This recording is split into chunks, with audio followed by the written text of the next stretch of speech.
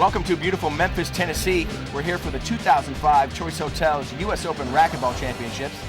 I'm Sean Royster alongside former top pro Aaron Katz. Aaron, for the sport of racquetball, really, this is the Grand Slam event. The only Grand Slam event, by far the biggest tournament. To put it in perspective, this is the 10th annual US Open, Sean.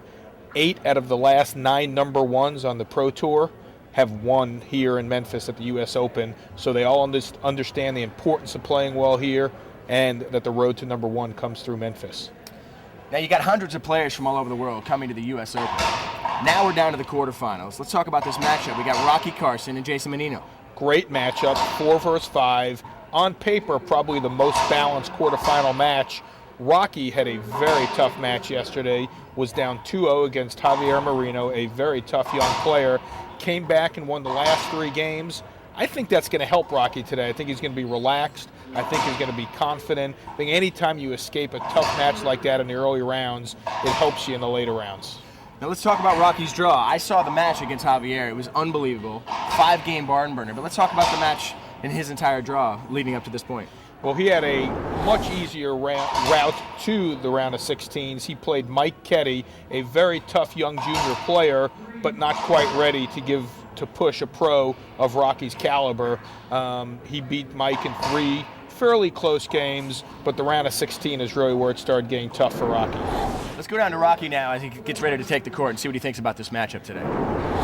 Yeah, yesterday I had a long day. It was started off with a tough match against John Ellis. You obviously, all the guys know here, made to the finals just a few years ago. So had a tough draw. From there, moved into Javier, who's playing lights out. And yesterday didn't hold nothing back. Down 2-0, I just had to claw my way back up to getting some air. But was able to come out alive on that one. So pretty lucky and fortunate to be in the spot I'm at right now. It feels good, the fact that I've been on the court for a little bit of time, because I needed some court time last week. I was a little bit under the weather, so I took a little bit of time off. I'm feeling strong. I'm feeling comfortable on the court. Yeah, I feel like I'm playing my way into the tournament. Hopefully it just keeps on getting better, obviously, each round. My game plan, I'd like to get him frustrated. I'd like to see him a little uptight. Kind of vintage Rocky Carson there, Aaron. I mean, he's confident, calm, collected, but I mean, deep down inside, you think he's ready for this match against Jason? I think he's ready, and I think he's going to play well. I don't know how confident he is, though, deep down. He's played Jason an awful lot of times over their careers, and there's a very decisive edge to Jason. Rocky's got to shake that off, though, go out and play his game.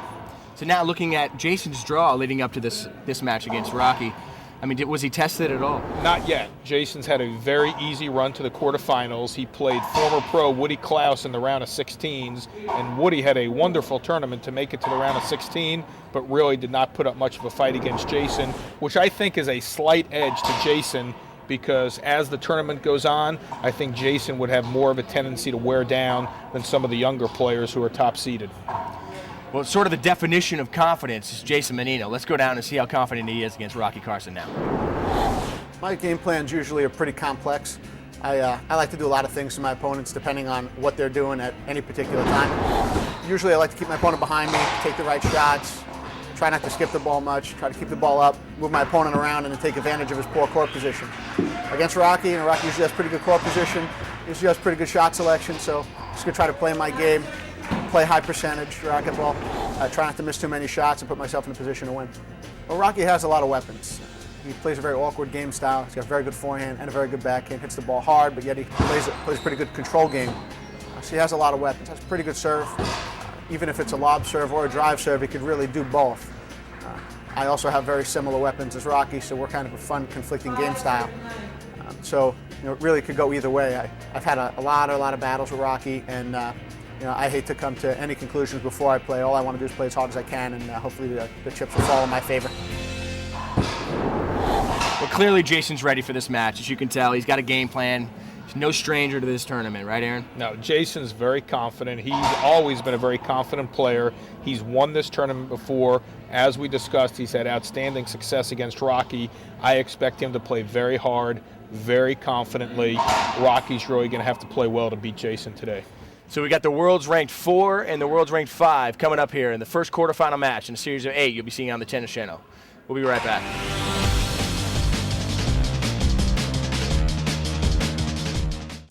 Choice Hotels US Open Racquetball Championships is brought to you by Choice Hotels International, family of hotel brands with over 5,000 locations and 8 different brands worldwide, offering every type of accommodation in every price range. We meet all your travel needs. For reservations, visit us at choicehotels.com today. Choice Hotels, we'll see you there. And by Wilson Art Flooring. If it's tough enough for pro racquetball, it's tough enough for your home. Enjoy the beauty and durability of Wilson Art Flooring. Available at fine floor covering centers everywhere. Nikon, the world leader in digital imaging, precision optics, and photo imaging technology. Visit NikonUSA.com for a complete listing of all of our state-of-the-art products. Nikon, at the heart of the image. Also, Nuveen Investments, dedicated to helping you reach your goals in life. Ask your financial advisor today how Nuveen's growing range of equity and fixed income products can help you support your long-term plans. It was almost 50 years ago when Danny Thomas had a dream of creating a unique research hospital devoted to curing catastrophic diseases in children. More than just a treatment facility, this would be a research center for children from all parts of the world. St. Jude's Children's Research Hospital has always played a big part in the sport of racquetball.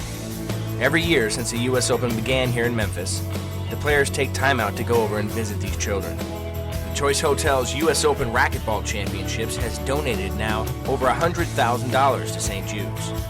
This helps in advancing the research and treatment for these brave children.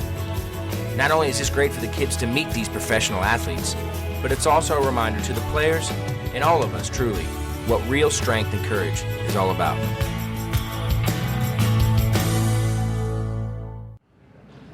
And we're getting started here. Rocky Carson starts with a lob Z. Might be a hinder there. That's a tough call. You already started off bad. Ball cracked out. Who gets that? I get that. 0-7-0. Is he over the line? No. Not even He- over the line. Sean, he called a hinder on that.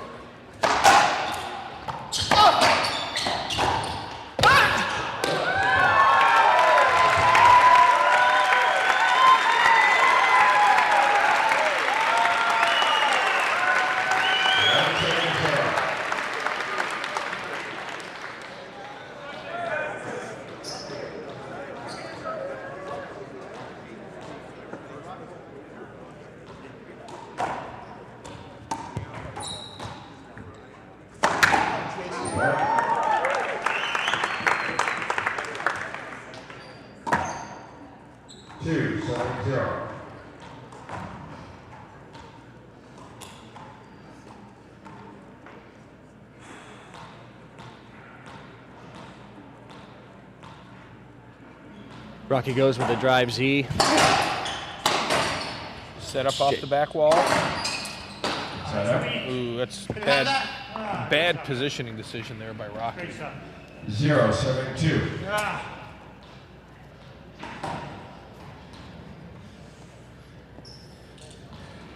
Rocky off to a 2-0 lead.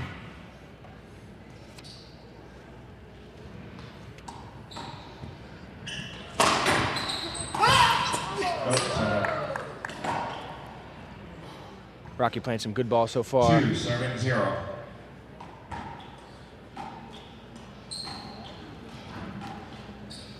Here we go.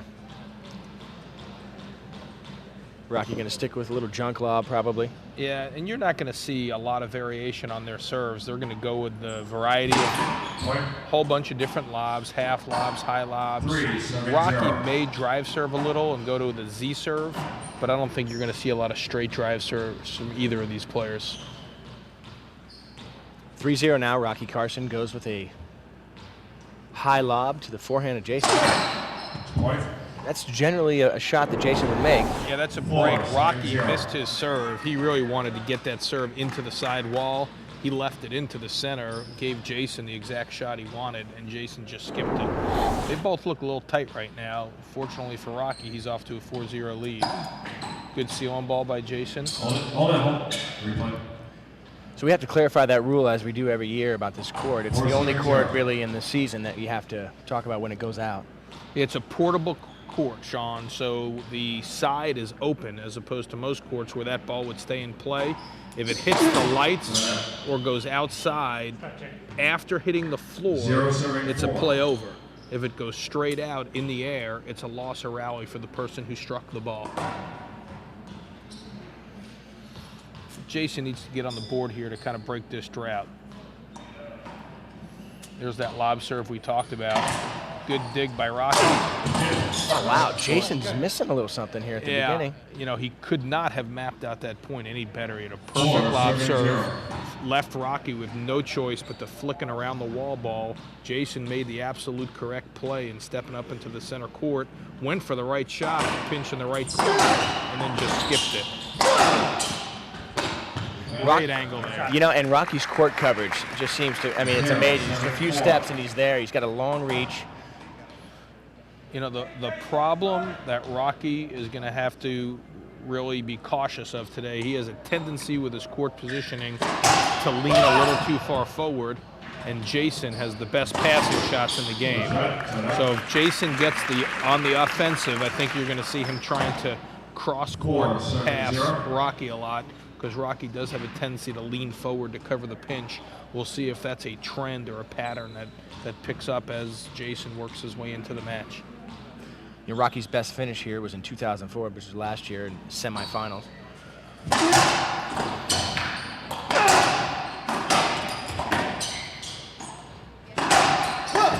Good get by Jason.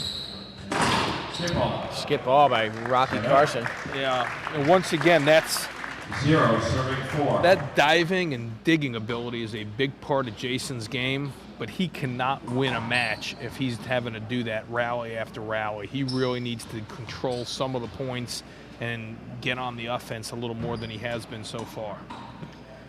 You talk about diving, you know, Jason's definitely the one that dives the most, sure, bar none. See, there's a good example, Sean, of what we were talking about. Rocky leaning forward for the pinch. Jason hit what was really a pretty average down-the-line pass, but it went for a winner because Rocky's leaning so far forward. Of all the top pros, I think Rocky leans forward the most out of them all. Skip ball, skip. Skip ball. How is that not everything? A hand move avoidable? Give me a break, man. And here's Jason letting off a little steam. I don't agree with what he's asking for. He was a little tight with Rocky, but at this level, the referee's going to let these guys play pretty close. And Jason took a full swing, and he just barely skipped it. Yeah, and Jason's frustrated right now. He's missed a lot of shots for being so early in the match. Rocky's getting everything. Wow. Wow, Rocky Carson is absolutely pumped up right now. He's playing great racquetball. The crowd loves it. Great hustle there by Rocky. Jason's already got, we got somebody keeping stats on the dives, on Jason Mannino's dives, as you know. He's the one that dives the most on tour. We've got 7 dives. It's just 5-1 in game 1. Well, how many for Rocky? Rocky dove 3 times that rally. That's a good point. We're just so anticipating Jason to do all the diving. Uh-oh. 6, serving 1. 6 serving 1. Quite a lead here for Rocky Carson in game 1. Great start for Rocky, terrible start for Jason. Jason, at this point, got to try and work his way back into the game. Even if he doesn't come all the way back to catch Rocky, he wants to break the momentum. You never want to lose that first game 11-1 or 11-2 and let the player just roll off into the second game. I have never seen Jason miss shots like 7, this. serving 1. Well, it's very uncharacteristic for him to even go for that shot. Rocky hit a good lob serve, had the ball up out of Jason's hitting zone. I'm surprised Jason tried to splat kill that ball.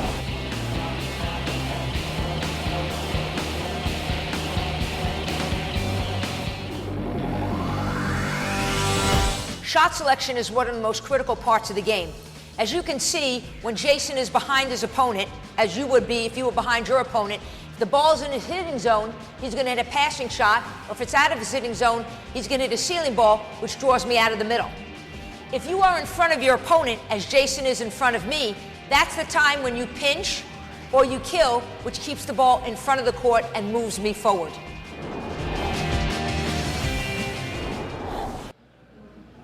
Rocky with the high lob to the forehand of Jason. Well, he's hitting that serve better now, forcing Jason to strike it up high. Just missed, too. Just missed. And Sean, if you remember, we talked about earlier when Jason missed that lob serve and that Rocky had actually missed the angle.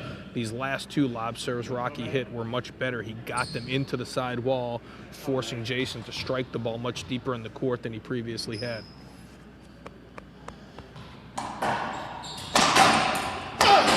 Bad looking shot there. Good angle. Set up. Great get. Great get. Got it. Get that. Great rally. You know, this is what the fans of racquetball love to see. Just these guys diving all over the place, putting their body on the line. Just fantastic racquetball, Aaron. Yeah, that was a great rally. Great get after great get. Let's see if Jason can pick up some momentum from that rally. Good serve by Jason. Back wall setup. Oh, I don't like that choice at all. Now I think he's lost confidence. I mean, there's been a couple setups that he's just missed. He doesn't understand why, and I think he's... That was a very defensive play for the opportunity he had there. He had a great serve, had a dead setup off the back wall, and for him to pull that cross court, even with Rocky having a tendency to lean forward, you got to kill that ball. To your point, Sean, I think that was an unconfident shot selection. Yes, hold it. 8, serving 2. Well, certainly an inauspicious start for Jason. Yeah, something's going on in his head. There's just something mentally not there right now for Jason. I think he's got to really put something together here to give Rocky some competition in this match. There it is. And there you see that very subtle distinction, but very important, that when Rocky doesn't get that lob serve to the forehand into the side wall, Jason's able to strike it much further forward in the court and hit an offensive shot like he did there, a beautiful side wall pinch kill.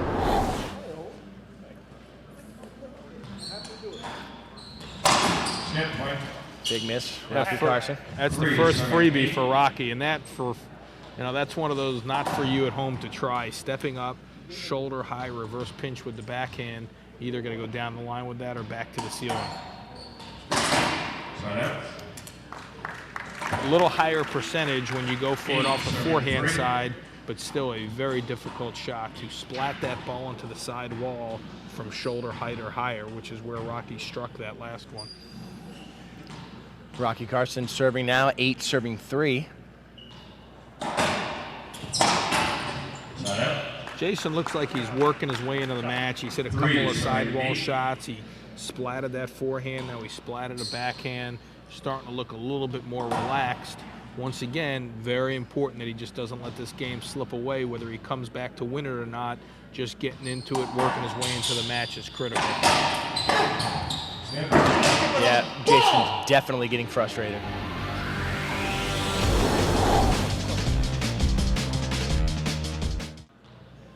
Rocky lining up to put a little heat on it now. It's a great serve. Look at that serve. But that's an unbelievable shot. It was the only shot he can hit. Rocky had hit such a tight Z that hit the side wall and slid along the back wall. Jason had no choice but to spin around and hit a 3-wall bow shot with his forehand. Good angle by Rocky. I like that shot, and he gets the setup. Oh, perfect. And that is beautiful racquetball there. Rocky set that up perfectly with a half-speed angle that drove Jason off the back wall. Jason had no choice but to just flick it, gave Rocky a setup in the center of the court, and as you see, Rocky just flat rolled that backhand pitch. Rocky goes for another hard Z. I think he liked that serve so much. Back wall setup. Good get by Rocky. Seal on ball, back wall. Skip ball, skip. Right now, 3 serving 8. Jason gets his serves back. That's a shot Rocky's got to hit. You know, Jason hit an okay ceiling ball, but he really had to flick at it because Rocky's Z was so tight. It came off the back wall, and Rocky was a little flat-footed. He needed to get closer to the back wall so he can pick that one off the back wall. Good shot, set up. Aaron, to give you a little history about this matchup here, Jason Mannino and Rocky Carson have matched up, and it's a 14-6 record with Jason being the victor. Yeah, that doesn't surprise me. Early on in their career, Jason really dominated. It wouldn't surprise me if they're 50-50 out of the last 10 times they played, because Jason really dominated Rocky when he first came on tour 5 or 6 years ago.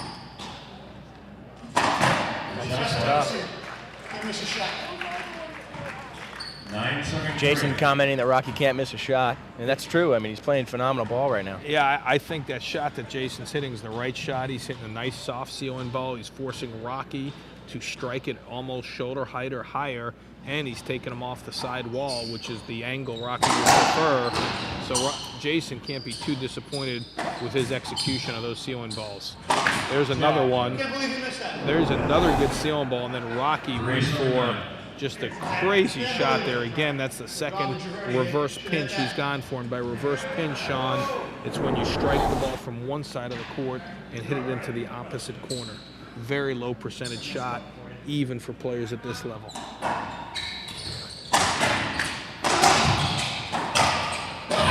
Wow. Good shot for Jason, but once again, I thought that forehand up in the center of the court was a very defensive play. He should have pinched or killed that ball rather than hit it down the line. He had to hit a very difficult shot to end the rally, a dive re-kill, where he would have been much better off ending the rally with that forehand where he was standing right in the center of the court.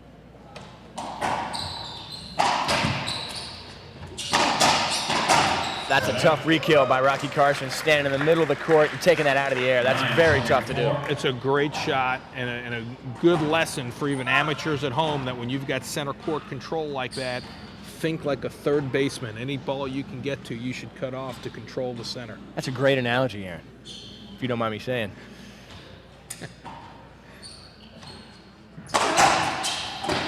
Good pass by Jason. Again, good pass by Jason. That's good shot selection by Jason. He had 2 high forehands. Rather than trying to hit an incredible splat into this right side wall, he just hit 2 very basic cross-court passes to Rocky's backhand. Rocky flicked the first one to the ceiling, gave Jason another opportunity, then he skipped the second. Set up. Wow. And there you see Rocky, when he has his setups, he's really shooting the ball, going to end the rally, whereas Jason has made some relatively defensive decisions with some very offensive opportunities. You're going to see a lot more chatter coming out of Jason Mannino. You can see that. I mean, he does this sort of thing to try to get into the head of his opponents. You know, that's why he's claiming, oh, I'm surprised you missed that. And that's what he's trying to do to Rocky, to try to throw him off. Now, I actually like that play. I think Jason may have used some of his intensity to his favor that time. He stepped up for the first time on the Z serve, cut it off, and then really controlled the rally from there. If he can control the rallies like that, avoid having to dive every rally, he's got a way better opportunity in this match. That's a tough shot. Yeah, that's got to be discouraging. Let's listen in here. I think Jason's going to... I'm just curious. How could the ball bounce here and he cuts it off? It bounced the ball from the back there. I don't think so. What Jason is saying here, that he dropped his lob serve so far inside the 5-foot dotted line that there's no way Rocky could have cut it off without violating the 5-foot line. I personally agree with the referee, Jason Thorner. Rocky struck the ball so high that he didn't have to cross the line.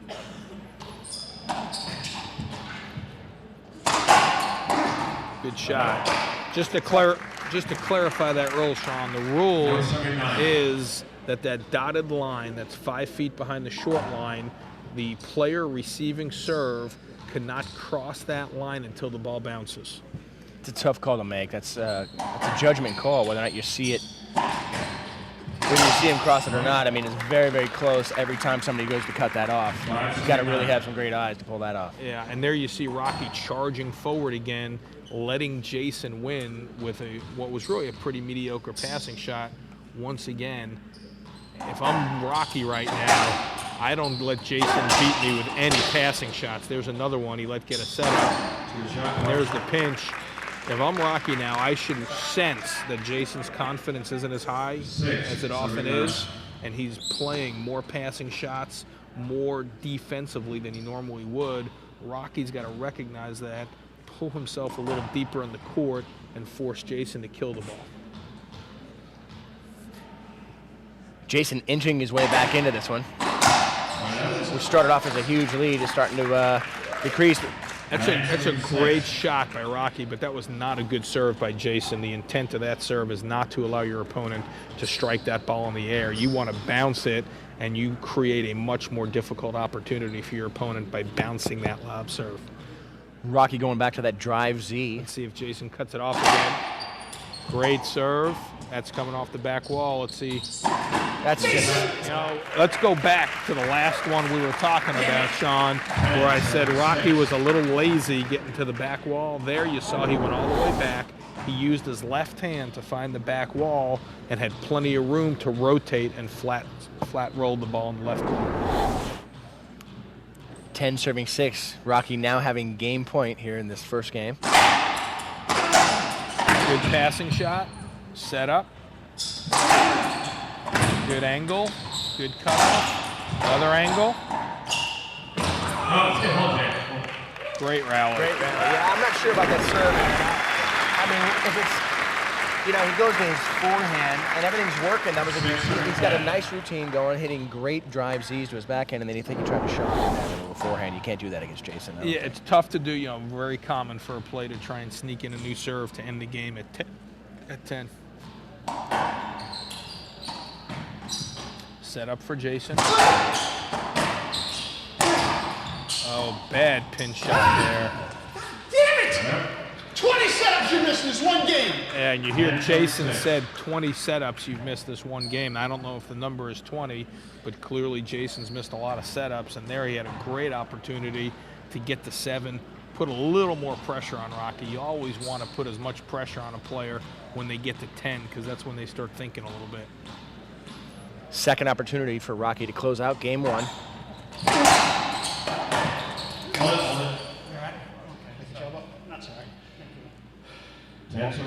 I'm surprised Jason's not asking for an avoidable. It's funny you said. I'm thinking the same thing. Of all the things that Jason argues about, that's the one obvious avoidable, it looked like to me. But maybe they just got tangled up and decided to play it over. 10-6 once again. Rocky Carson with an opportunity to win game 1.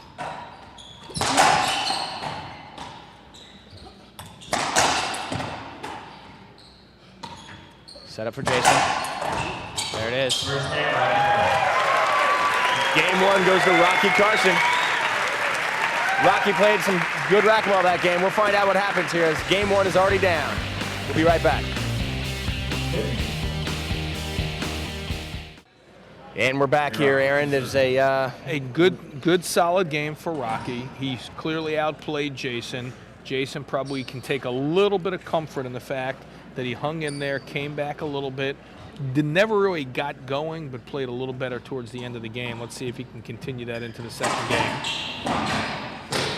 Good pass there by Jason. Yeah, and there's the shot we talked about with Rocky having a tendency to move a little too far forward and Jason exploiting that with the passing shot. You really want to make sure your feet are set when your opponent's striking the ball, and Rocky has a tendency to still be moving forward.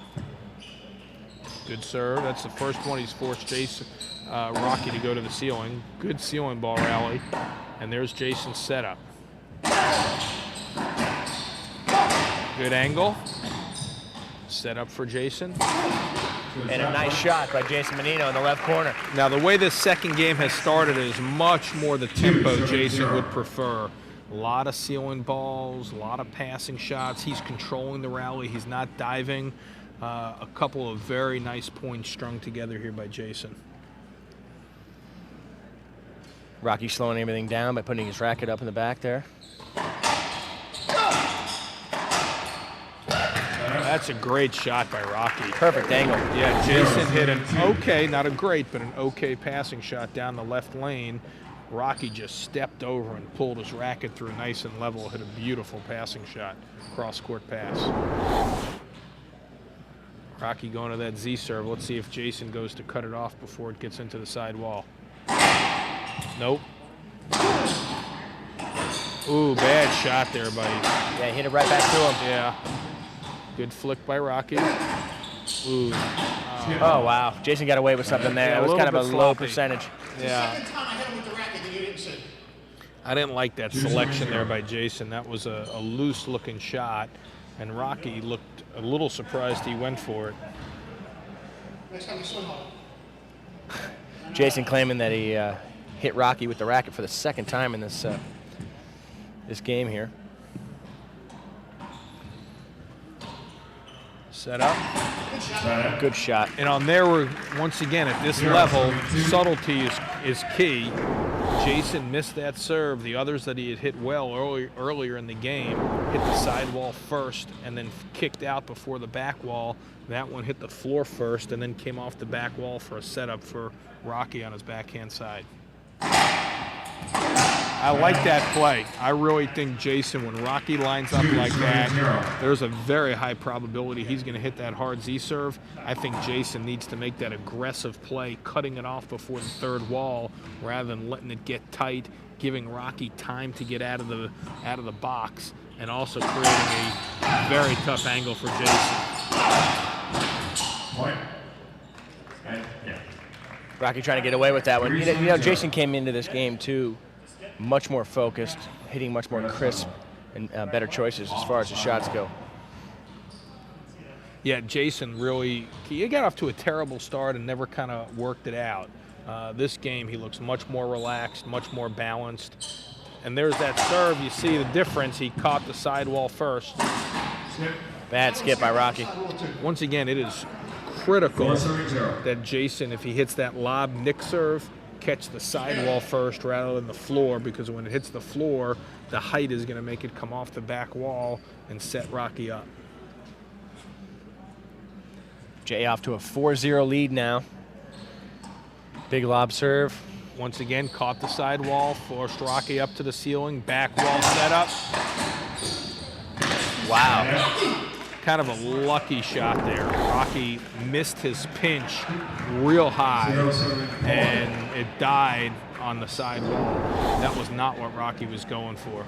And you saw a little grin from Rocky. I think he knows he got a bit lucky there. Yeah, he said, great shot, Rocky, complimenting himself, and knows he hit a bad shot. And there's Rocky's lob nick. Jesus Christ. I get a break.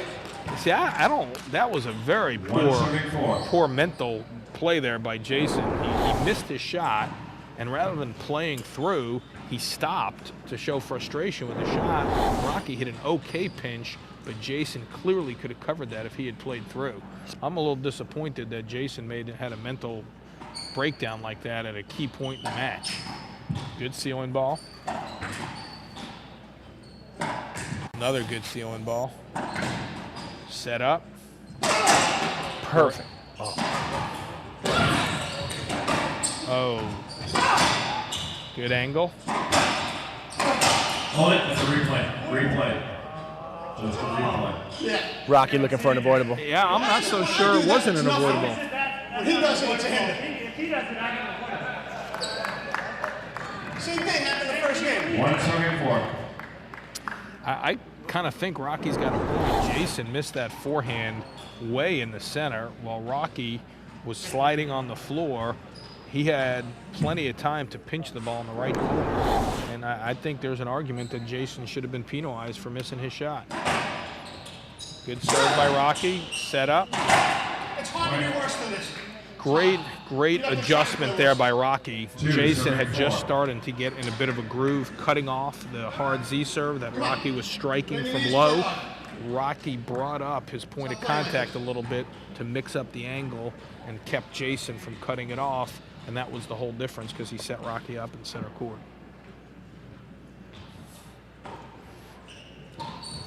Lucky break there for Rocky. Replay. And there's that rule again, Sean, on this portable court here at the US Open. If the ball goes out, of play after it hits the floor, it's a play over. If the person who strikes the ball hits it out before it hits the floor, then it's loss of rally for the person who hit the ball. Rocky creeping his way back in here, 2 serving 4. Game 2 already has a lead, 1 game to 0. It's the best of 5 here.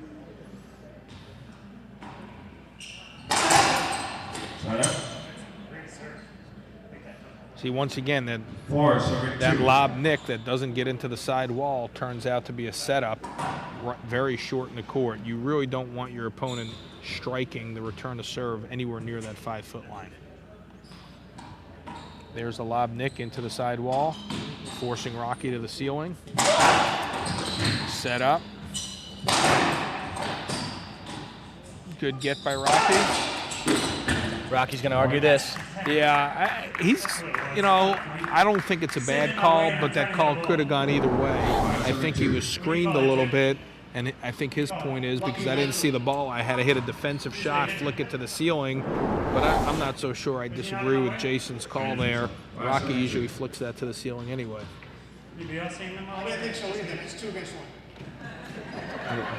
A lot of chatter going on. And I think the chatter is to Jason's advantage.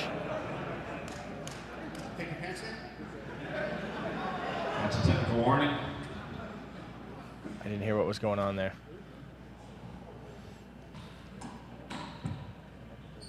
Great serve, forcing Rocky to the ceiling. That's not good that Rocky had to go into the back wall on that. Point. Jason's really starting to control this match.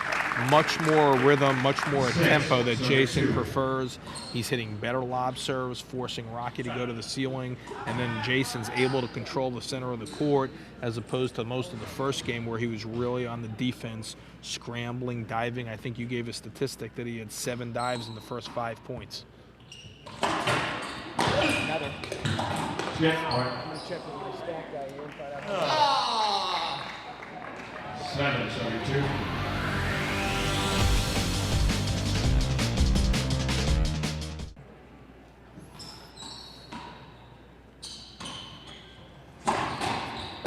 Oh, 2-2-2-2. That was 2-2. Calling 2 bounces there. Just checked with our stat guy, keeping track of how many dives. Jason Mannino's got 17. 17 dives. Did you check on how many Rocky has? Let's check on how many for Rocky. We've just got 5 for Rocky, and like you said, there was 3 in one rally, so it didn't look like. You know what? I am severely questioning the accuracy of your stat guy. Well, if we look closely to who our stat guy is, there's some relation here. Jason gets the serve back, 7 serves 2. Rocky slowing things down by putting a racket up.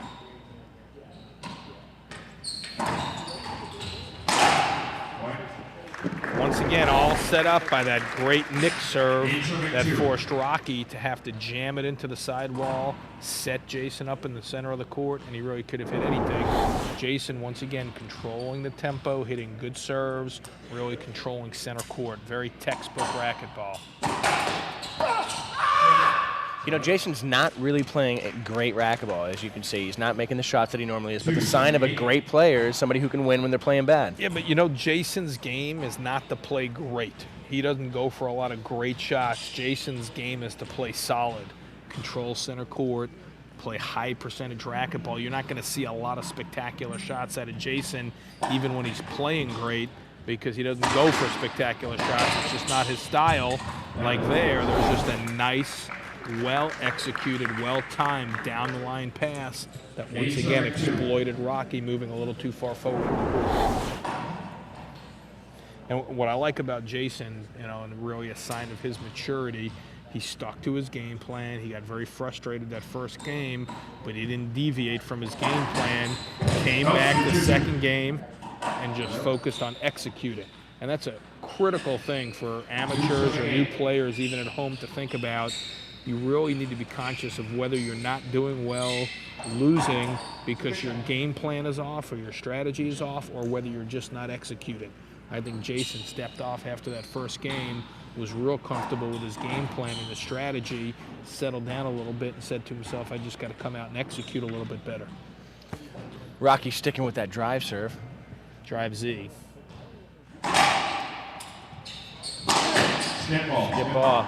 It's very effective. It's one of those situations where if it ain't broke, don't fix it. Yeah, if I'm Rocky, I would monitor what Jason is doing with that serve, but as long as he's not cutting it off consistently, I would stick with this serve because that's a good position to have your opponent in way back in the court like that.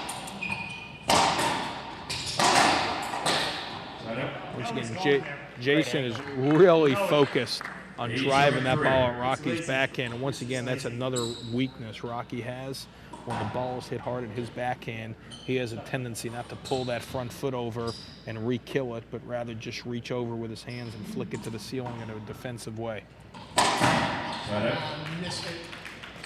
You heard Jason say miss hit there. Miss hit. But once again, Jason could have had that ball. If you saw where that ball took the second bounce, he froze a little bit, and that ball took the second bounce behind the short line, which I know in Jason's mind, any ball that takes the second bounce behind the short line, he should cover. There's that good serve. Great serve. See Rocky come back. That's tough. Once again, textbook racquetball, good hard Z serve, forces Jason to go to the ceiling. You saw Rocky have much better footwork there, come all the way back to the back wall, find the back wall with his left hand, and then a nice confidence backhand pinch. Looks like Rocky's not trying to change a thing here. No, and this is a little cat and mouse game. If I'm Rocky, I keep going back to that serve until Jason shows me that he can consistently cut that off and put pressure on me. But if you are hitting a hard Z serve, getting it consistently into the third wall, you should keep doing that. Drive Z to Jason's backhand. Again, set up. There's a missed shot. That's Great shot.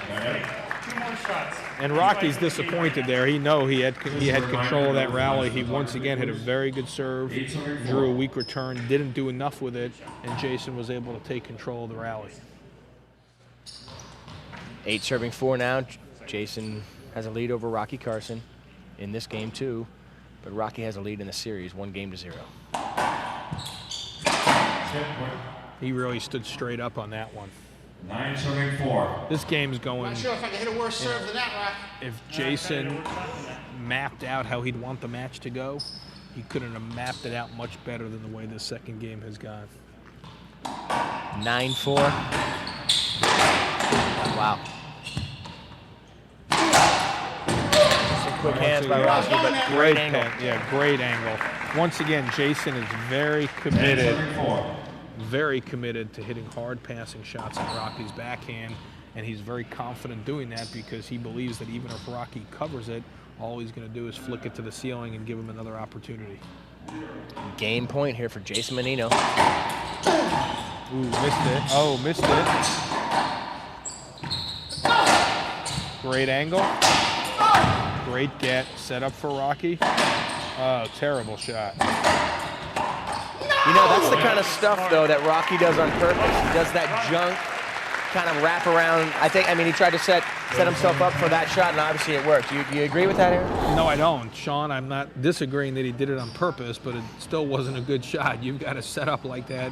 You should not be hitting junk. You got to kill the ball at this level. You give a guy like Jason another swing at the ball, and you may cost yourself the rally. 4 serving 10. That's just great stuff. He's hit that shot a few times now. Yeah, the only time he missed it was that first time where he was a little lazy getting back to the back wall. Since then, though, he's really gotten back to the back wall, and he just turns off that back wall so well. If I was Jason, I think I'd concentrate on leaving that ceiling ball short rather than off the back wall. Goes to that drive. There's that cutoff. Replay. There's that ball that hit the lights. So Jason had to play that, though. So if it doesn't hit the lights and it stays in. No. No, is that not the rule?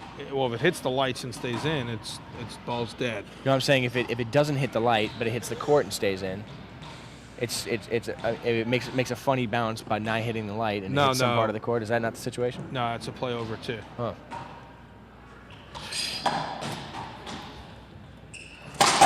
Good Lord. Once again, we talked a little bit about it the other way. Rocky needs to hang in there If he can come back, obviously that's great, but even if he doesn't come all the way back to win the game, if he can get to 7 or 8, break Jason's momentum a little bit going into the third game. Good serve, good ceiling ball.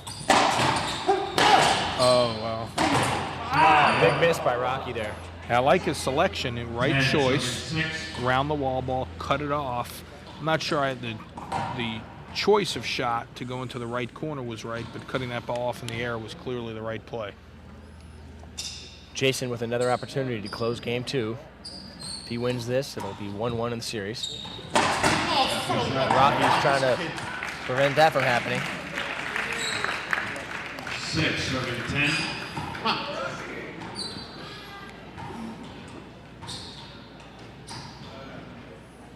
6 serving 10. Looks like Rocky doesn't want to stray from that. Oh, he's going for the lob. Lob to the forehand. Great angle. See if he cuts it off. That's a good angle there. Yeah, nice cutoff. Once again, Rocky doing a nice job hanging around, hanging in there. Now he's at 7. You never know when you're going to get on a run, particularly at this level where these guys can run points very quickly. And even if he doesn't come back to win the game, he's already broken up Jason's momentum, and he'll feel better coming back into the third game. There's that angle again. That's clearly Jason's strategy. Pound the ball over to Rocky's backhand, either force him to flick to the ceiling or there go for a re-kill, which Rocky is not comfortable doing, and Jason had to set up and followed up with a nice re-kill of his own. Here's 10-7 now, another opportunity. It seems like this is the 4th or 5th chance for Jason to win the game, and he does. Game 2, Jason Mannino. It's 1-1 now when we get back. Game 3 of the 2005 Choice Hotels US Open Racquetball Championship.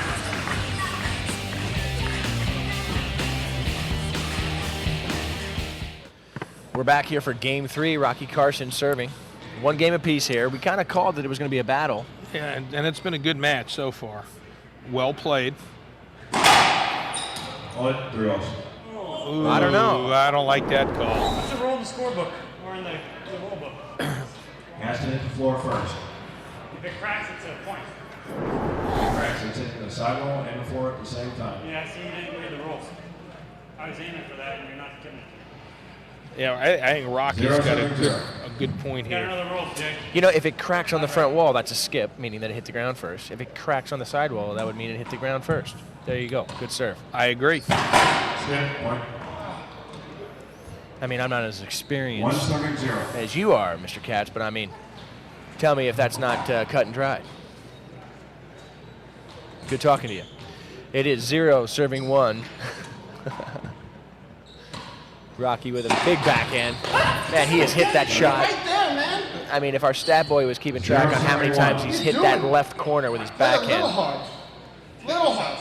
Make you easy one. Jeez. You should kill that. Jason with a point on the board already. Rocky serving. More than likely going to go back to that drive Z. See if Jason cuts it off.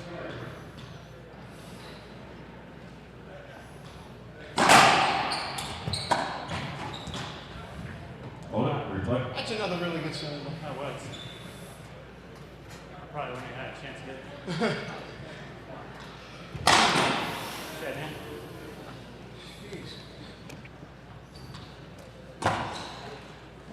0 serving 1.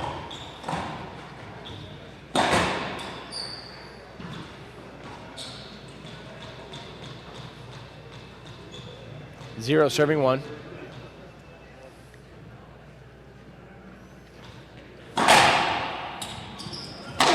Skip ball. Point. Shoot. Yeah, that's just. 1. I don't understand why he would miss that. He had plenty of time to shoot and set up. I don't, for some reason he just missed it. What, maybe he lifted his head or. Uncharacteristic. 1 serves 1 now. Rocky sticking with that serve. Whatever That's very tough. Yeah, Jason Mannino with that backhand. There's that cutoff. I like the way Jason's handling that. He's not cutting it off every time, but he's selectively looking for opportunities, kind of getting Rocky thinking a little bit. I might encourage Jason, if I was talking to him, to cut it off just a little more frequently to force Rocky into a different serve. There's that around the wall ball. Good angle again. Great get. Oh, wow. Just barely missed, but great reach by Rocky Carson. Jason with the high lob. Very tough. His backhand is on fire today. Yeah, he did not hit that serve that badly. He hit the serve pretty good. Got it into the side wall. Rocky had been backing up on it. Nice aggressive play. Went up and cut that ball off on the half volley and just splat rolled.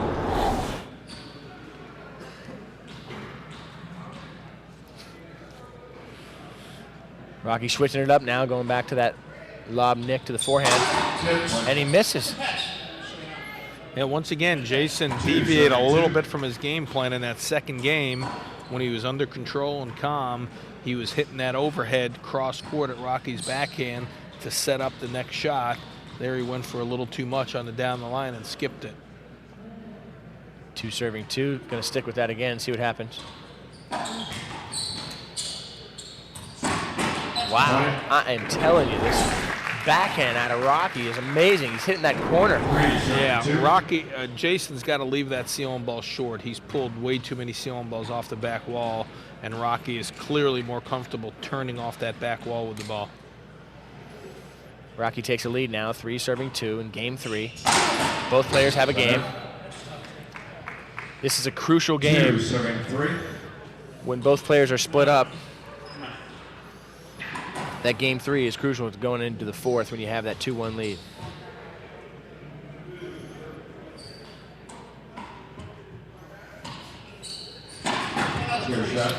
Again, off the back wall, and Rocky just spinning with that ball off the back wall. Very comfortable rolling that ball in the left corner.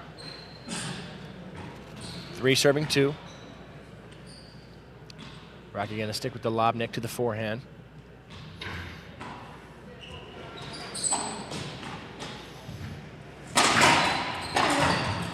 Another skip out of Jason.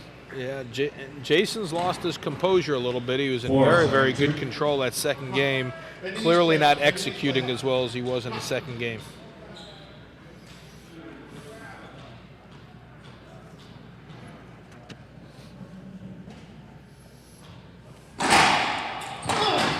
Great backhand out of Jason there.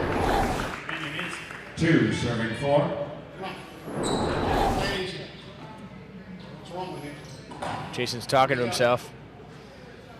Trying to wake himself up here. 4 serving 2.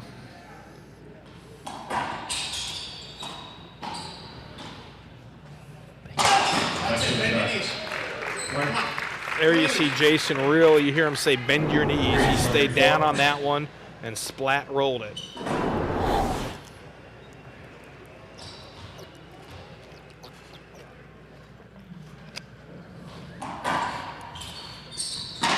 Good shot. 4 serving 3. Jason calls luck on that. Yeah, well, you know, after the first couple of games where one player really got off to a big lead, this is the first game where they've been nip and tuck early on. Should be make for a very exciting game. Rocky going to that high lob again. I like He Jason. switched out of that drive Z. I don't know why he went away from that. I mean, I guess a couple times it's worked, but Well, Jason cut it off and was effective, and I think that's forced Rocky back to this lob nick. And I like Jason's play there. It was a good aggressive play to cut that ball off in the air rather than letting it drive him back in a...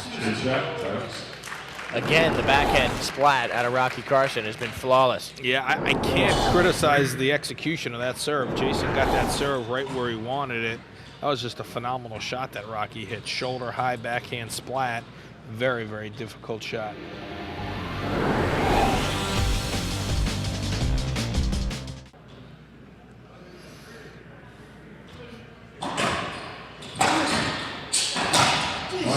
And And there you see the downside of cutting off that Z serve. Tough angle. Jason didn't do much with it. Set Rocky up in the center of the court. And now Rocky's got a 2-point lead, 5-3. And this is a critical time in this game. Jason scored the first 2 points of this game. And now Rocky's come back and taking the lead. There's that Z. See if it's going to come off.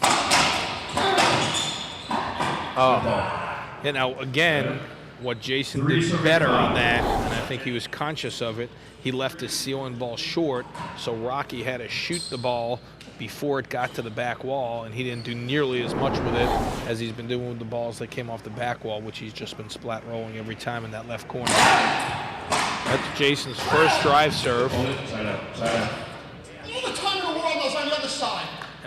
I like that call. That's a good call.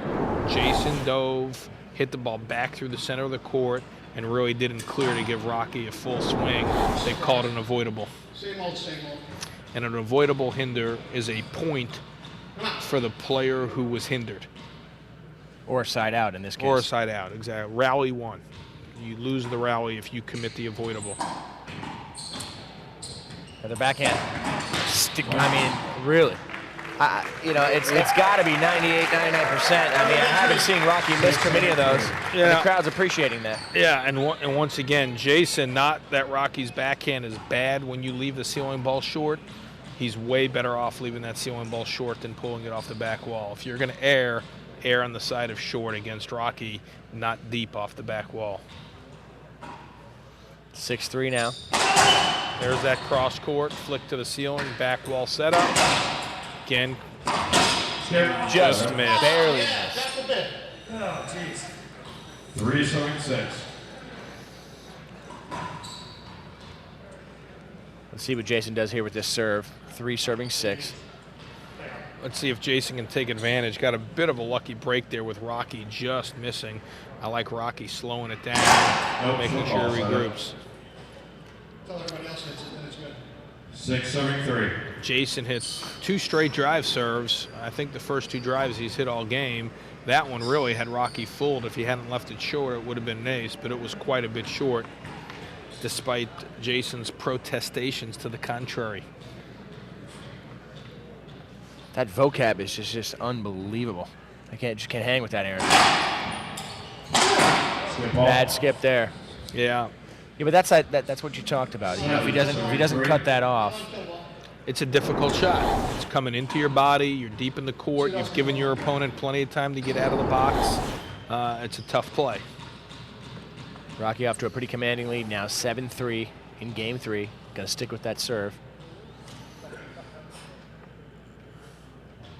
A little short. Great angle. Set up for Jason. Oh, it's a terrible shot Jason hit. Terrible shot. Yeah, Rocky, I mean, to Jason's point, he's very upset about it, but hey, he's getting some bounces. Rocky's getting some good bounces. You know what? That's racquetball, right? Forget about the bounces. Jason is whining. He had a dead forehand setup.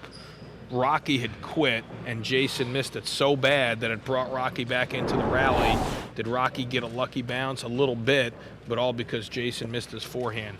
Jason's got nobody to blame but himself in that rally. Good comeback there. Whoever calling this match.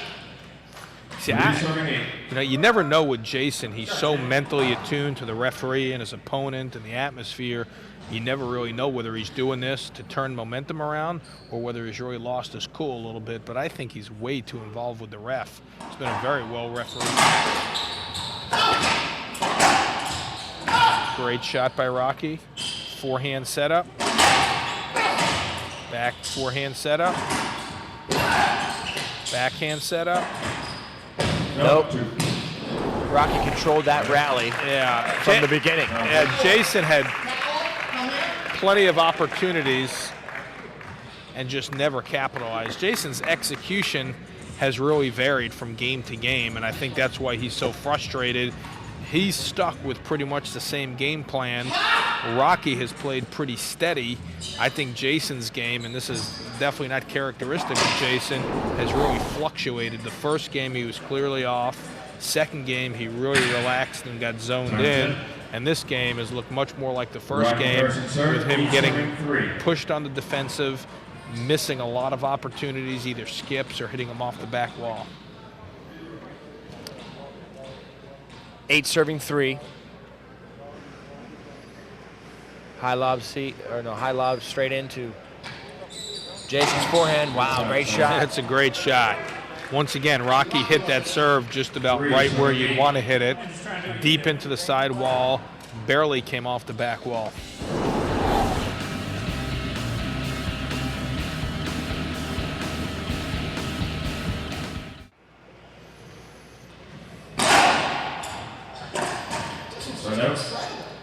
Yeah, you know, it is incredible that he continues to hit that shot, but I mean, Jason continues to give him that shot. And Rocky just keeps showing him that he can hit it. 8-3 now. Rocky Carson with the lead. 5 seconds.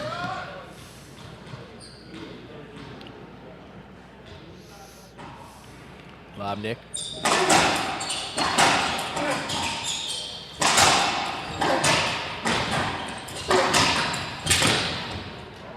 Replay, Jay. Damn it. Replay. 8-7-3. And they made contact. Their rackets both hit there. That's a good call. It's a good call. I'm surprised Jason did not argue it, but it was a good call. 8-3 Rocky.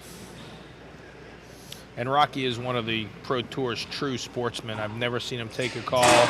Very rarely ever seen him lose his temper.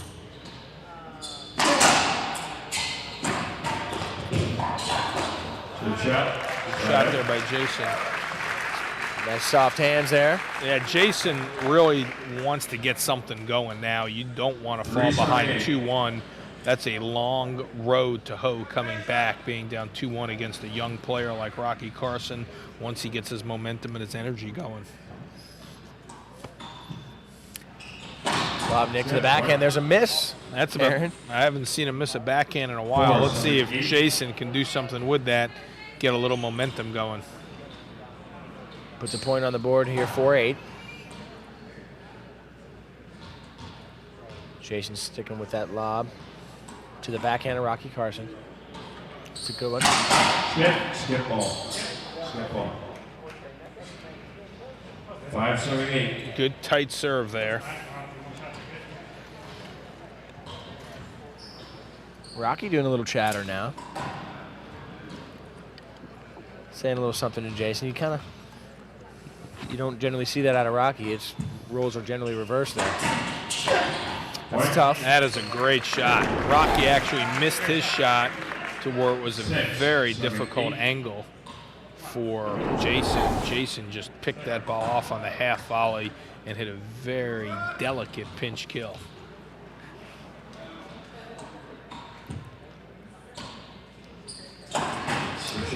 It was that deadly, and you see Jason looking at that side wall because he knows he missed that serve. Once again, it hit the floor first, then the side wall, and then it came off the back wall.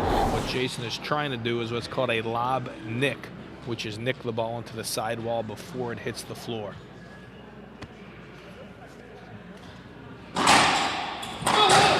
There it is. Great shot. Very aggressive for him to come up and step up and cut that ball off. You know, we talked about it at 8-3 that Jason really didn't want to let this game slip away, and he's done a very nice job coming back from 8-3 to 8-6, right back in this game. And Rocky raising his racket, taking his time, recognizes how critical these points are. Oh, great shot. Great concentration with that ball sucked up against the side wall there. It's a good shot by Jason. Yeah, great scrape. Rocky's shot was what we call wallpaper, just pinned against that side wall. And here you see Rocky really taking his time. He understands the importance of each of these points. That's coming off the back wall. There's your wallpaper there. That's a lucky break for Jason because he really missed that serve badly. You know, Rocky came out with such a huge lead here in Game 3, and now, just as in racquetball, as we've seen many times, it's just never over. You never count any of these players out. It's 8-all. Great shot. Don't nod to me. No, I don't care what you think. Especially you. You're a sponsor.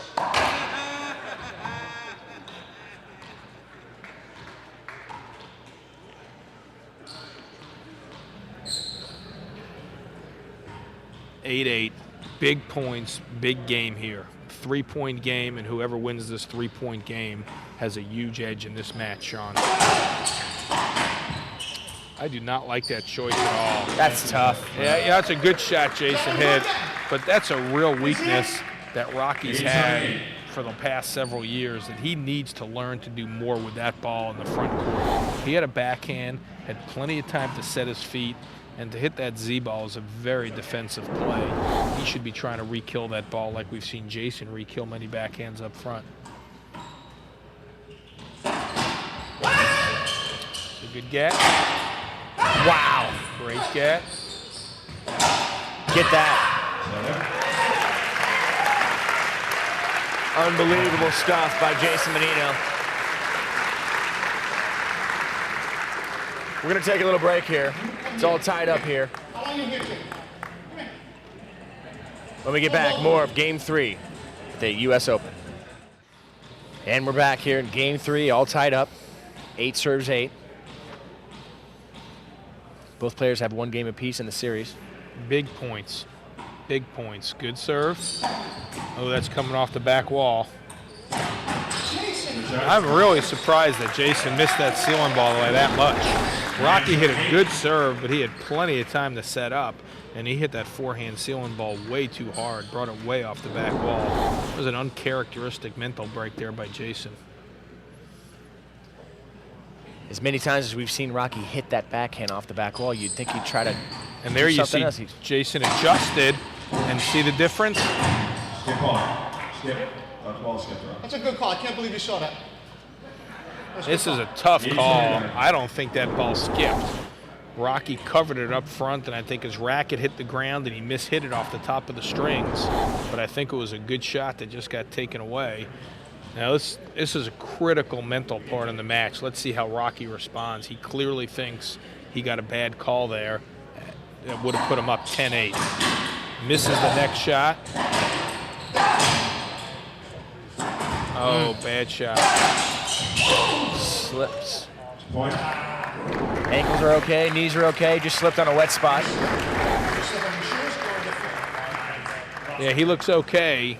Once again, critical mental part in the match. In Rocky's mind now, he's got to block out the fact that he could have been serving at 10-8, because now Jason's serving at 9-9.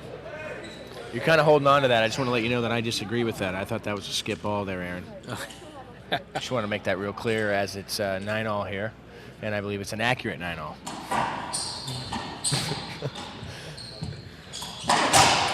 Great shot. Great shot by Jason. Boy, this has gone back and forth. Yeah, really been a great game. 8-3 lead. Rocky got off to. Jason came all the way back to 8-8. Rocky went up 9-8, and now Jason's serving for what's been the best game of the match so far at 10-9. Jason gets this point, he'll be up 2-1. I think I would have called a timeout if I was Rocky. There it is. Probably would have been good coaching there. Jason leaves the court leading 2-1. When we get back, Game 4 of the 2005 Choice Hotels US Open Racquetball Championship. And we're back here for Game 4. All right, you know, Rocky really let that game slip away. It is critical that he gets off to a good start. I can see this match slipping away very quickly if Rocky doesn't get off to a good start.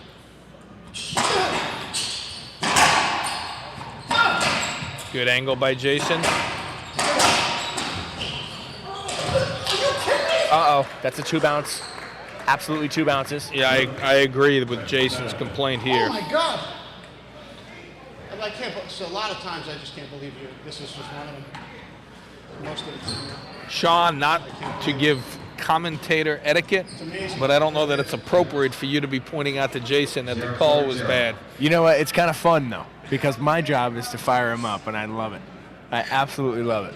So, you didn't see that at home, but I threw up the 2 fingers to show that not a peace sign, but that there was 2 ounces. To get a reaction out of Jason, I couldn't do it. Nice get. Good get. Set up for Rocky. Forehand. Good angle. That is a phenomenal angle. Set up there. Hit the reverse cross-court angle. Had Jason leaning forward. I think Jason was looking for either the reverse pinch in the left corner or the down-the-line rip. Rocky sticks with the drive Z. He's definitely going to the backhand. See if Jason cuts that off. If you noticed, even Kane Waslinchuk was impressed with that angle that Rocky hit. Nice. That's a phenomenal shot. Once again, very consistently, when Jason's missed his ceiling ball off the back wall, Rocky has splat rolled it. Jason really needs to make sure if he misses his ceiling ball, he misses it short rather than long. Rocky off to a 2-0 lead. Looks like he's going to stick with that serve. Good cut off by Jason. There's that good aggressive play. 0, serving 2. You mentioned earlier that the difference really in the shots of when Jason goes to cut the ball off versus letting it hit the sidewall and trying to wait for a setup, it's like night and day there. He's getting what he wants. Not only does he hit it better, but he gets Rocky more off balance. Wow. Boy, he really turned on that backhand. Hey, I like the way Rocky's recovered here. That's a tough way to lose the third game. Got off the court. I think he should have called a timeout at the end of the third game, but I have forgiven him for that. Came back, regrouped, got off to a 2-0 lead. Really looks confident. Changes it up and goes to that lob. Set Got up a funny forehand. bounce. Got kind of a crazy bounce there in the crack. Jason not happy about it. But great fundamental racquetball by Rocky there. Just backed up, moved his feet, didn't try and blast the ball, just hit a nice smooth down the line kill shot for a 3-0 lead. And Rocky really wants to push this lead as far as he can, get into the 5th game.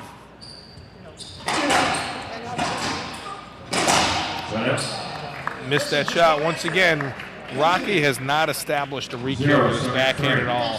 He's missed almost every hard passing shot at his backhand.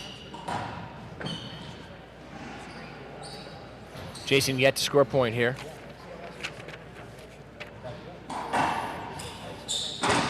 That's tough. Rocky with a nice forehand. Yeah, and if I'm Rocky, I got to feel pretty good if I can get this to a 5th game. Rocky's lifetime record in 5-game matches is 23-14. Jason's is 32-27. Rocky sticks with the high lob to the forehand. Most of the time when you see players, they generally, you can tell if they have a stronger forehand, a stronger backhand. I'm seeing kind of an equal amount of. Well, Jason clearly has a better forehand than backhand. But Rocky looks pretty equal. I think his forehand's a little more versatile, but his backhand might be more consistent. Wow. That is a sick shot. Jeez. That gets the disclaimer, not for you to try at home. Rocky off to a 5-0 lead. Yeah, really a great job by Rocky. Got that good call on the first point and has really capitalized on it to go up 5-0.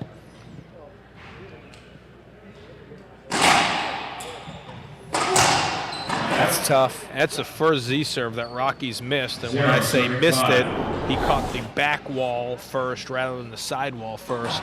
So it wrapped around to allow Jason to strike the ball much further in the court than when it catches the side wall and slides along the back. Nice get. Whoa, he buried that ball. Rocky's looking great now. I mean, he's stroking the ball very confidently. He looks very relaxed, very decisive with his shot selection. This is the best 5 or 6 point run I've seen Rocky have all match. And to your point, what's impressive, moreover, is to lose that game 3 in the fashion that he did and then to come back and do this. A good sign of Rocky's mental toughness, which has been kind of the knock on what's prevented him from getting to the top. When compared to Kuzak and Kane, he seems to have all of the physical ability that they have. Didn't quite seem to have that mental toughness that they have, that intensity. Jason very frustrated. Rocky's hitting everything from every single part of the court, getting what he wants right now, 6-0. Jason trying to find a way to break this momentum. Oh, I don't like that shot at all. Good get. Great angle. I've heard you accuse Rocky of being the type to, when he's got a setup, instead of taking it, he flicks it right back up to the ceiling, and that was a good example right there. Yeah, that was a bit of a mental lapse because he normally does not do that with his forehand. He has a tendency to do that with his backhand. But that was really, I think, a loosely played point by Rocky. Let's see if Jason can capitalize. No, he missed. Jason missed the serve, went for a Z serve to Rocky's forehand, caught the back wall first and just set Rocky up, and he just absolutely buried that ball in the right corner. Rocky gets the serve back, and Jason with no points scored, 6-0. Rocky going to stick with that lob, high lob nick to the forehand of Jason. Good get. Good flick to the ceiling. Tough shot for Jason. Oh, wow, that is a great shot. And that is not a typical shot for Jason. You can tell he's a little frustrated with the pressure Rocky's putting on him because Jason does not normally go for that overhand splat from that position.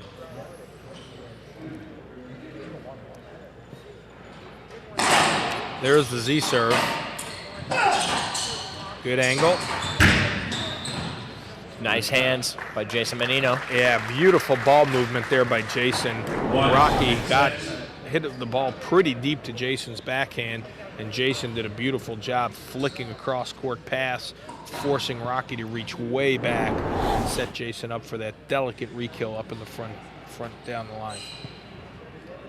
Jason kind of broke the monotony of having 0 there for a little while. See if he can get a real run going. Nope. Well, I think the monotony was only for Jason, not for Rocky. Right. I think Rocky was fine with that monotony.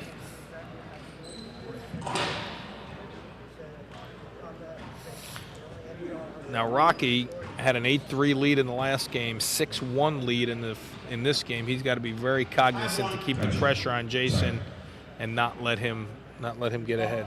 I call it 6-0, but it is 6-1. Sorry.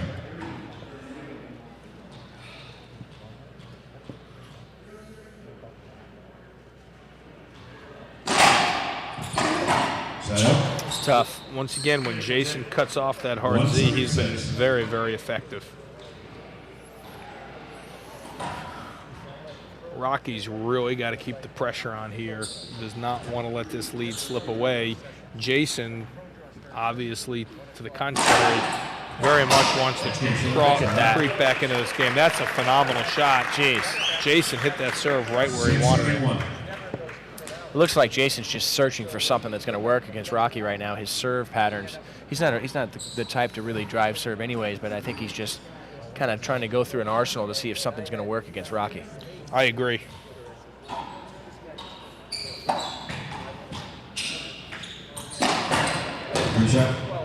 Yeah, hit the sidewall. 7-1.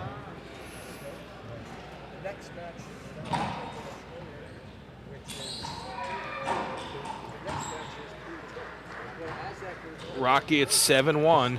Once again, he needs to keep the pedal on the metal here, really try and close out this game, force it to a 5th.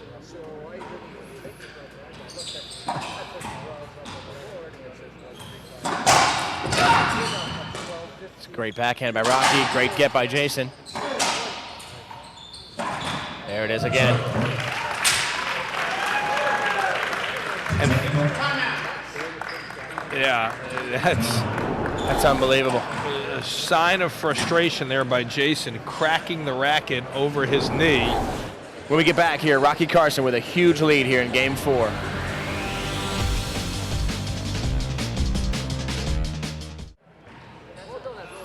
All right, we're back now. Rocky doing a great job keeping the pressure on. There was a technical there, so it's now 8-0. Jason got a technical, it sounded like. Oh, really? Yeah. It's not rough. It sounds like he got a technical for breaking his racket. Yeah. So now it's 8-0. Well, I don't know if that's the rule. I've never seen that before. Yeah, I don't know if that's just a firm rule that if you deliberately break the racket, you get a technical, but I did not think that was that extreme a show of temper by these guys' standards. Yeah, I mean, the things that they get away with by the way they scream and yell at the ref. Jason very quietly smashed it over his knee and kind of, I mean, did Bo Jackson get kicked out of a baseball game for smashing his bat over his knee? I don't. That's tough. Great cutoff.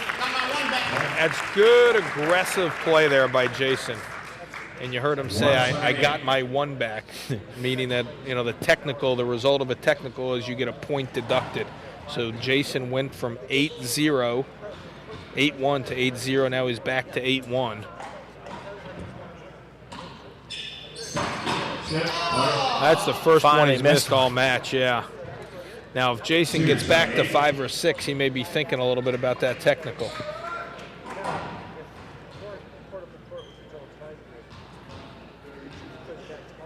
Jason sticks with the lob. Stays in. Sean, you are right. I guess if the ball hits the corner there and takes an awkward bounce. No, just bounce that way. Boy, this is a pretty subtle distinction the ref is making.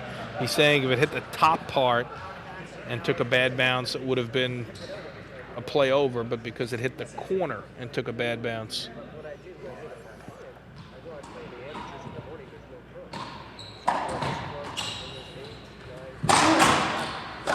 That's a beautiful splat, Jason. What, about 2 minutes between points? Jason really missed his shot there bad, and he's a little frustrated. Left his backhand splat way up, and Rocky re-killed it. You know, Jason looked out at Dave Negretti, the commissioner, and said, "What is he taking? 2 minutes before points? No, between points. You know, I guess there's the rule that they're starting to enforce a lot more because of players like Rocky. Is this delay of game? I mean, do you know how many seconds it is between the rallies that they You know what? No, we need to check with the commissioner on that rule, but I do need to say that it is extremely hypocritical for Jason to be complaining about somebody else taking too much time. I couldn't see it. All right. Still couldn't see it. Just wanted to let you know that. Okay. From the time the score is called, you have 15 seconds that Rocky's doing what he's doing now. Boy, that's a long time. I can't believe that's too long. But in this tournament, I've seen the delay of game called more than I've ever seen it. You know, it was called on some of these previous matches in the 32s. I saw it. Boy, it was a Rocky and Javier match. Boy, 15 seconds is just an enormous amount of time. Yeah, you would think that'd be plenty to get set. 9-3, Rocky going to the drive. What's even more, if it's 15 seconds after the score is called, right, they're already set by the time the score is called. Well, Sean, the spectators are excited right now because they fully expect to see a fifth game. Jason might not be quite as enthusiastic with the current result, but I think the fans here at the Racquet Club of Memphis are seatbelting in for what should be a great tiebreaker if Rocky can close this out. And he does. There it is. Rocky Carson pushes it to game 5. And we'll be right back for this tiebreaker between Jason Mannino and Rocky Carson. Both players back on the court now for this game 5 tiebreaker. Rocky had 38 total points against Jason's 31 points. Therefore, Rocky will be serving this tiebreaker. Should be a great one. You know, in both interviews, they said something about this being a battle. They both expected a battle. That was a huge 2-bounce. Terrible call. Oh, boy. That is a really bad call. You know, and that, let's see, once again, there's a lot of times in these matches where your mental toughness and fortitude is tested, Sean. This is a real critical time for Rocky not to let that bad call get to him. That's tough. Now, Sean, it seems every year we're sitting here in the booth and I say the same thing. I do not understand why the Pro Tour does not have linesmen, so a blatantly missed call like that can be appealed and overruled. There's nothing more frustrating from a spectator standpoint than when a call is blown like that and you can clearly see that the referee didn't make the right call. And not just the spectator standpoint, the players, obviously, that's what makes for such huge screaming arguments between the players and the referee. That all those would be eliminated if we just could go to line judges. Absolutely. I don't understand why they don't do that.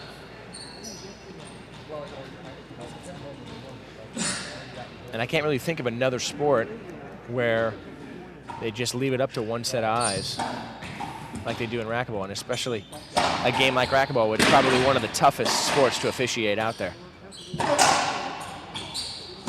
That's tough. This backhand is on fire. 2-0. Rocky gets 2 points right away. 2-0 lead in game 5.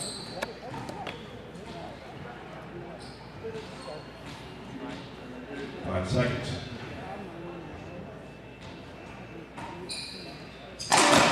Skip ball by Jason. Boy, it's not a good start for Jason. This kind of resembles game 1. Yeah, he's down 3-0. Really should be down by more. Got that lucky call on his 2-bounce get. Let's see if Rocky can keep the pressure on.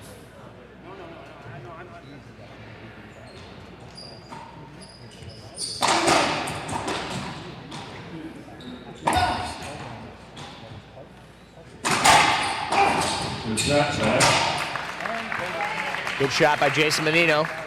Gets his serve back. Let's see if he can put a little pattern together.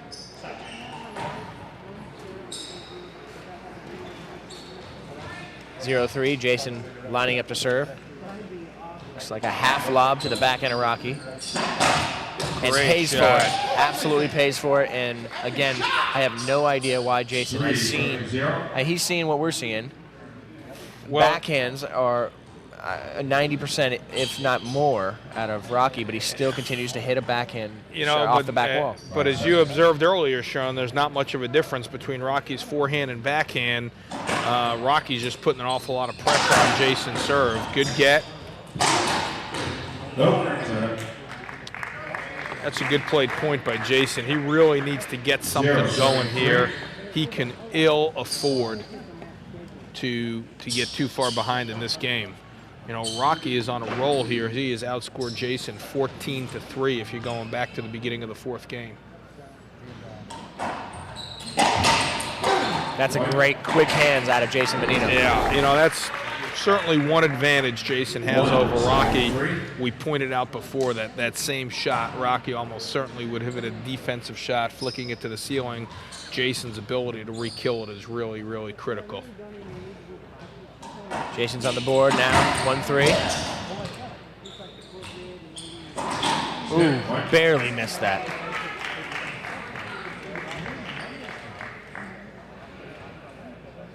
Big miss there by Rocky. Yeah, that was huge. Not by much, though. No, big break for Jason, and he's right back in this game now at 3-2.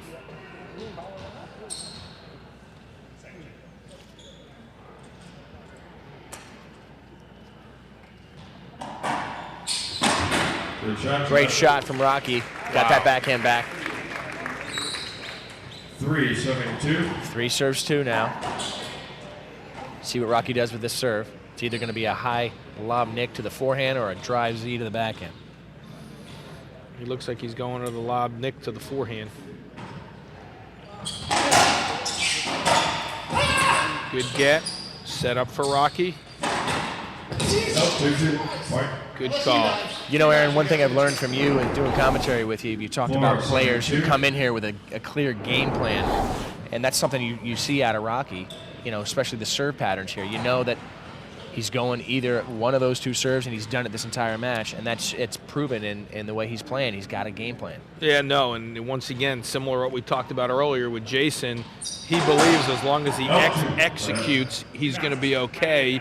And what both these players are going through mentally as the match goes on is determining whether they need to change their game plan or just refocus on executing a little bit better. And it's kind of a subtle distinction, but an important one. Sure.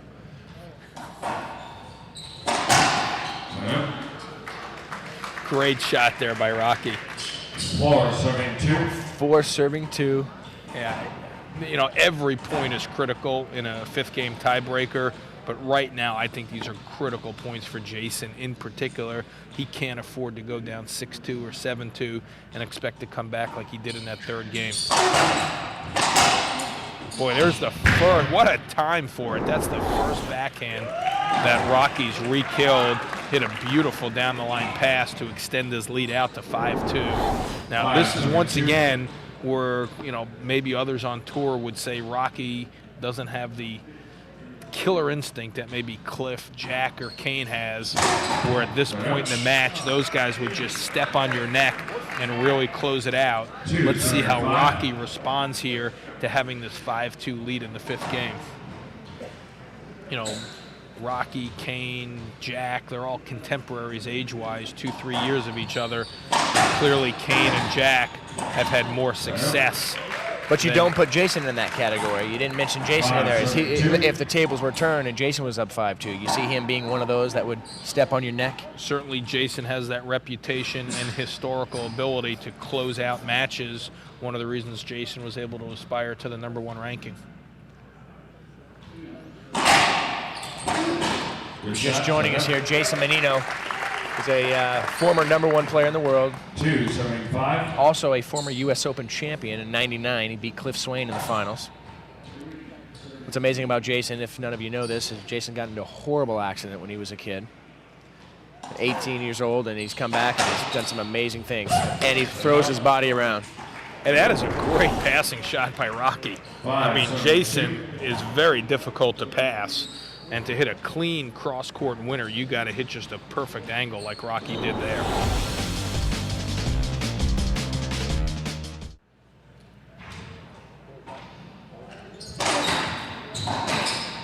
Great shot by Rocky. Once again, that's Rocky's 2nd point that he scored off a re-kill with his backhand, and he's hardly had any re-kills in the first 4 games. So great timing for him to overcome what I think is a bit of a weakness in his game. I love the forehand. Wow. Great re-kill.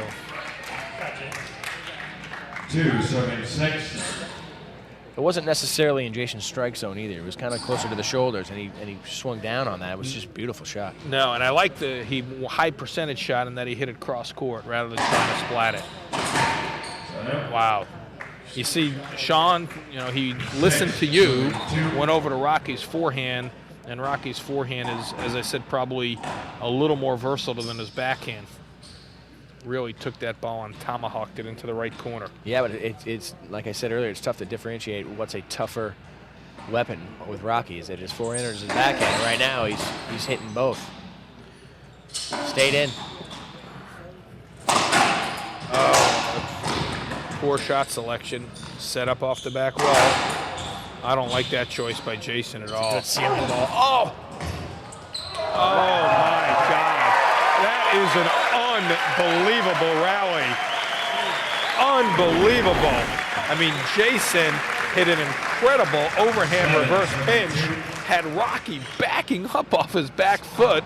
Rocky reacted, not only got to the ball with a headlong dive, but had the presence of mind to just push it into the right corner for a winner. Just absolutely beautiful stuff by both players. Let's see if he can capitalize on an unbelievable shot. And that goes out. Replay the rally. That's a good break for Rocky because he was on the defensive.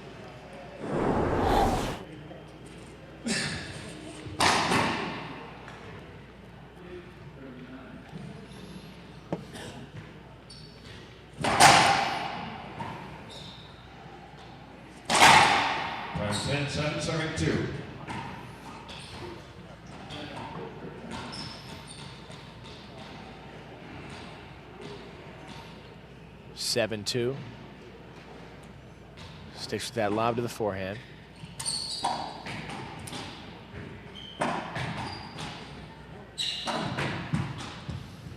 Nice get. Good shot, Ted. Jason hanging in there. 2, serving 7. Great gets. Jason with just kind of relentless retrieval ability.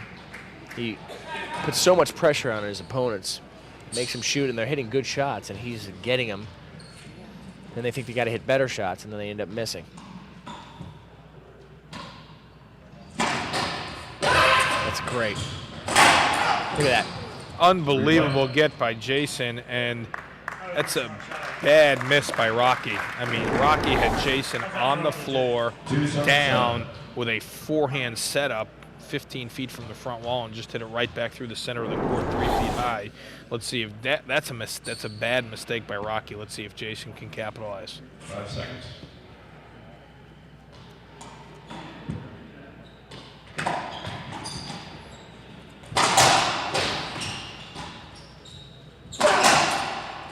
Wow. That is an unbelievable shot. And Rocky dove backwards. That made an amazing shot. Yeah, that has got to be dispiriting for Jason, because he hit a perfect shot, had Rocky totally stretched out, and Rocky in midair jammed it into the left wall and hit a 3-wall crack. Good serve coming off the back wall. Skip ball. Just missed. Just missed it. 2, serving 7. If you just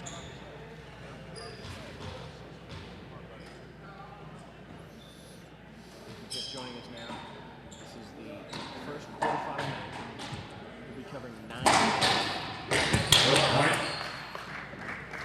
I've got to tell you, Jason is so mentally tough. 3, serving 7. He's gotten bad breaks. Rocky's hit some spectacular shots. You know, he got down in this tiebreaker, and he's just hanging in there. You know, I don't know if he's going to come back and pull all the way up to Rocky, but I'm impressed with his mental toughness. He's got no quit in him.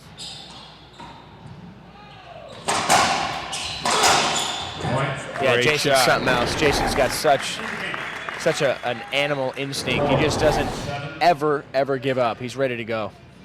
You know, he's not playing, he's not hitting the shots that he generally hits. He's very frustrated, already broken a racket over his knee. But here he is, fighting his way back. 4, serving 7. Look at that, 5-7. Jason feeling it. And 5, serving 7. Rocky knows he can't let this happen. You know, Jason's not the guy to do that. Yeah, and you can tell Rocky's taking a lot more time in between points now. He let that 8-3 lead slip away in the 3rd game, and he's let a 7-2 lead get back to 7-5 here in the 5th game. Set up off the back wall. Almost got that. Unbelievable hustle by Jason. I mean, he dove front right part of the court. Rocky got the ball early, drove it right back down the left wall, and Jason dove all the way across the court and almost covered that shot too. And most players would never even go for that. They just give up. They just know they can't get to it. But Jason just throws his body out there and goes for it. Hey, Jason's feeling it now. That's a great shot. You know, Rocky hasn't used a timeout in this game, but if ever he was going to call a timeout, things really have taken a turn for the worse for him. He was up 7-2. Jason looked a little frustrated. Rocky had a lot of momentum going, and it's really changed around now. Good ceiling ball, left it short.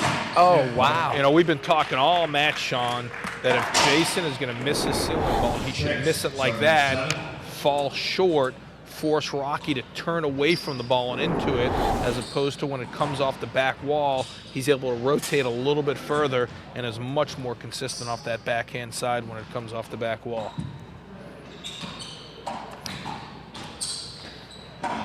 There again, leaves it short, forces Rocky to go to the ceiling. Again, leaves the ceiling ball short. Oh, bad shot. Jason controlling this game so far. And there's Rocky taking his first time out. I think a little bit late. It's good that he's taking it now. The crowd is loving it. Jason comes back and ties it up at 7-all. When we get back, the 2005 Choice Hotels US Open Racquetball Championship. It's all tied up here in Game 5. 2 games apiece, 7-all. It doesn't get any better than this. 4 and 5 in the world, 5th game tiebreaker, quarterfinals of the US Open, 7-7. That is a sick shot. Rocky did not hit a bad shot. Jason, diving, had the presence of mind to flick a backhand re-kill in the right corner, and Rocky dove, just couldn't cover it. And Jason's come all the way back now from 7-2 to 8-7. We were talking about at 7-3 how he clearly hadn't given up and was hanging in there. Jason with a high lob to the backhand of Rocky. He's starting to miss that backhand a little bit. Got away with that one, though. Yeah, he did. You know, that was not a well-played point. Rocky missed his shot, gave Jason a bit of an opportunity up front, and Jason didn't do enough with it. Rocky better do something now because Jason has clearly taken the momentum away from him. Yeah, no doubt about it. Oh, my gosh. Wow. And that's what we talked about earlier. If the ball goes out without hitting the floor, the person who struck the ball loses the rally. So Jason will get the serve back, serving at 8-7 and an awful lot of momentum.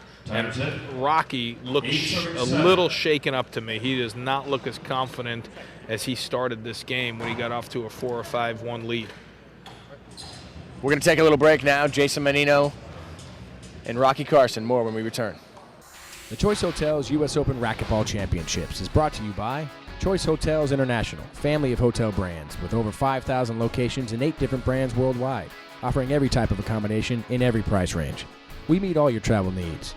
For reservations, visit us at choicehotels.com today. Choice Hotels. We'll see you there. And by Wilson Art Flooring. If it's tough enough for pro racquetball, it's tough enough for your home. Enjoy the beauty and durability of Wilson Art Flooring. Available at fine floor covering centers everywhere. Nikon, the world leader in digital imaging, precision optics, and photo imaging technology. Visit nikonusa.com for a complete listing of all of our state-of-the-art products. Nikon, at the heart of the image. Also, Nuveen Investments, dedicated to helping you reach your goals in life. Ask your financial advisor today how Nuveen's growing range of equity and fixed income products can help you support your long-term plans. It was almost 50 years ago when Danny Thomas had a dream of creating a unique research hospital devoted to curing catastrophic diseases in children. More than just a treatment facility, this would be a research center for children from all parts of the world. St. Jude's Children's Research Hospital has always played a big part in the sport of racquetball. Every year since the US Open began here in Memphis, the players take time out to go over and visit these children. The Choice Hotels US Open Racquetball Championships has donated now over $100,000 to St. Jude's. This helps in advancing the research and treatment for these brave children. Not only is this great for the kids to meet these professional athletes, but it's also a reminder to the players and all of us truly what real strength and courage is all about.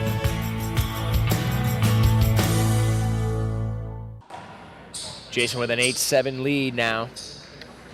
Rocky Carson trying to claw his way back. He started off with a good lead, 7-2, and now it's 8-7, Jason Mannino. Good ceiling ball, again leaving it short. Ooh. Rocky slipped there. Yeah. Once again, the court might be wet, and he may have slipped on a wet spot, but Jason's really made a nice adjustment in the latter half of this 5th game, making sure he left the ceiling ball short rather than bringing him off the back wall, forcing Rocky to swing way harder versus when it comes off the back wall, you pick up a lot of momentum. And there you can see the difference. Where that ball comes off the back wall, Rocky's able to really over-rotate his shoulders and pull through the ball, whereas when it falls short, Rocky has a tendency to slap at the ball a little bit. Jason's aware of it. He just missed his angle there. He's not happy with the execution of that. Both players requesting a new ball. Might have had a little particle in there. You can sometimes hear a little piece of the rubber inside the ball. Nobody wants to hear a rattling racquetball. No. That's it, 7-9. Particularly at 7-9 in the tiebreaker of the quarterfinals of the US Open. High lob to the forehand of Jason. Big miss right there. Boy, that is a big miss, and I can see why Jason's frustrated. He abhors giving away free points, particularly at 7-9 to give a freebie away at this point in the match. You know, really, he's going to have to recover from that because I know he's upset with that mistake. So Rocky breaks as he was stuck on 7 for a while. Oh, boy. That's not good. Are Oh, you my God. kidding me? Oh, my God. Now this is where mental toughness comes in here. Now if Jason can keep his composure after missing 2 fairly easy shots. Very easy shots. That is very uncharacteristic of Jason. His forehand is a strong side. Mental toughness is a strong suit. To miss 2 like that is very surprising.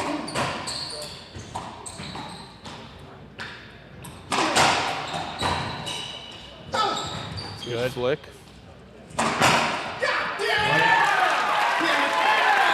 Boy, this is really surprising.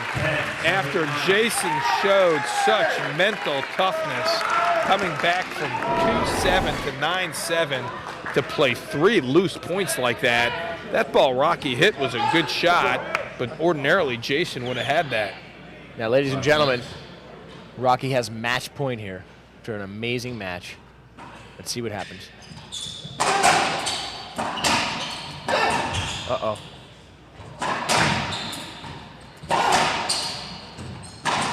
And that's it. Rocky Carson comes back, points to the heavens, and takes the win. 11-9 in Game 5, Aaron. Great match.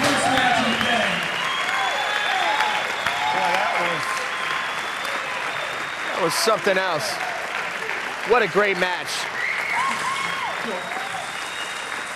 Thanks for joining us, everybody. Rocky Carson moves on to the semifinals. More US Open on the Tennis Channel. Thank you for watching.